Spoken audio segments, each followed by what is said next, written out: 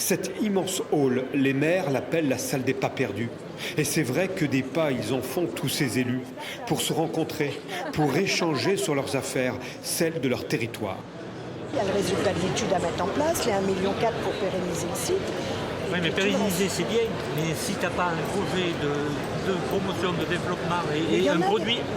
Ce congrès, c'est l'occasion pour les élus locaux à la fois de s'enrichir, mais aussi de dire ce qu'ils ont sur le cœur, de dire par exemple que l'État a tendance à les oublier. L'État est très très loin des réalités du monde rural, mais je dis vraiment très très loin. Et quand il vote des lois, malheureusement, il pense toujours aux agglos et aux grandes villes. Et c'est très compliqué pour nous de pouvoir un peu les appliquer sur nos terrains.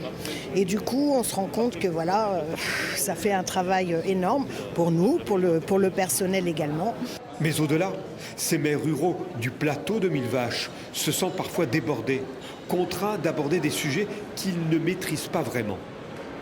Même si on n'est qu'à Sornac, il y a aussi des familles en difficulté et c'est pas toujours facile de faire le bon choix, d'aller dans le bon sens pour leur redonner envie de continuer et d'améliorer leur situation, mais c'est des fois compliqué.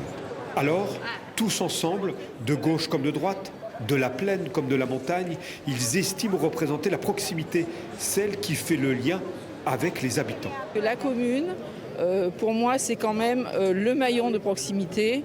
Et comme j'ai l'habitude de dire, le maire, c'est celui qui est à portée d'engueulade. Parce que tout le monde le connaît.